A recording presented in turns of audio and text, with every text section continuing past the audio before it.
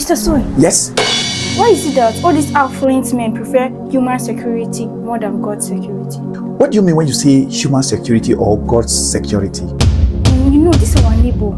Yes. You know that when he was poor, he used to worship God very well. He doesn't joke with God. But ever since he made this money, he doesn't even have time for God. When others are going to worship God, he'll be busy gisting and laughing with his friends. Yes, that is human being for you. See, such is life. Oh. When they are poor, they pay attention to God very seriously. But immediately God bless them with what they want, they will dismember themselves from God's affair. They'll feel too big that God is no longer important to them. But it is only those who are blind that will take money as everything in this world instead of God or death. How? Yes. You know, some of these affluent men, once God bless them with money, they'll feel unprotected. They'll feel their life is no longer safe. They'll run to the central area to go and build a concrete house with bulletproof doors. They still feel not even protected after that. They'll go ahead and fence their house with bulletproof gates. They still feel not safe. According to them, they'll still go ahead and bring a security gate attached with gun. They still feel not satisfied. They'll go ahead and buy a bulletproof car attached with convoys and guns. Yet, some of them cannot sleep with full confidence. Any little suspicious sound, they will be scared. Some of them can even go as far as going to seek power from a occultic kingdom. Yes! In order to protect their money or their life more than God's security. But they fail to protect themselves from one particular thing that is much more important than any attack of the enemy. Brother, what is that thing? They fail to protect themselves from committing sin in case it might be too late before they repent. They are only having plans for their lives, but they are not making plans for their death times.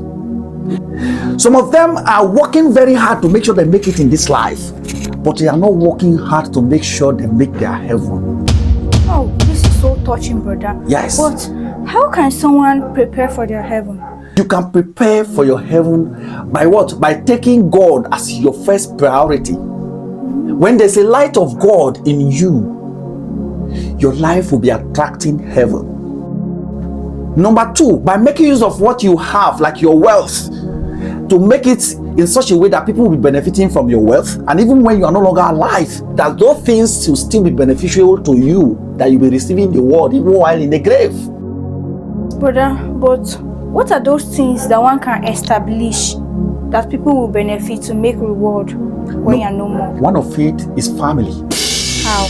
Yes. When you marry a pious spouse, God will definitely give you pious children. And when you have pious children, if you are no longer alive, whatever you taught them here religiously, anything they do, the prayer they make for you, you are definitely going to be receiving the reward when you are no longer alive. Another thing is to dig borehole. When you have money everywhere for people to drink water and make use of the water, establish houses, establish planted trees for people to benefit the fruit of the trees. Wipe the tears of the poor from hunger and starvation. When you build a house, those that lack shelters, they'll be benefiting from it. All the things when you are no longer alive, they'll be coming to the grave. Even sharing the holy books for people to remind people about God is going to be part you are going to be receiving the reward tomorrow when you are no more. Those that are sick, if you have the means, establish things for them to be receiving blessings. If you are no longer alive, you are going to be receiving a word from those things, and so on and so forth. So, buying unnecessarily material things that will work for you alone doesn't necessarily benefit you if you're no more. It is not advisable for you to go and use your money to buy material things. I know that it's not going to even be useful to you if you are no longer alive. Yes, somebody can even buy a single car worth of billions of money. When people are suffering from hunger and starvation, some people don't even have shelter to sleep. When you die, are those cars that you buy going to give you any reward in the grave? That is why it is good to use your money to establish what is going to benefit you in this world and even in heaven if you are no more. Yes. So one more question. Yes. Between the poor and the rich, who has pride for God? It is the rich. without wasting time. It is the rich. When they were poor, they are loyal to God. But immediately God give them that answer, bah! They will feel pompous for God. They will feel very big to say, God, thank you for giving me money. Even if there's time for prayer, they will not even remember there is God. Those are people that are more conscious of security, human security, more than the security of God.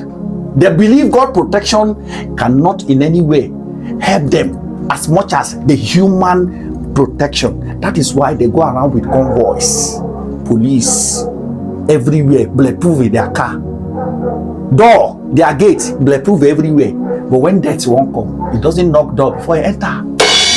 That is how God strike. That's why they say God is better, is the best security, and death is another best security. Because when death want to knock your door, it does not even knock, it's already inside. The gate man cannot see death if it's coming. The security convoys cannot see death if it's coming. The bulletproof car that you are driving cannot see death if it's coming. And the bulletproof door cannot see death if death is coming to meet you inside. Do you understand what I'm saying? Brother, so summarily, God is the best security, and death is the best thing you can prepare yourself ahead in case it will come and take you unaware. That is it. Do you love this video? if you love this video, like, comment, and share. Let's show love, let's show care, let's come together, make the world a better place. This is the only way that we can make it together. Choose a better ways to live your life.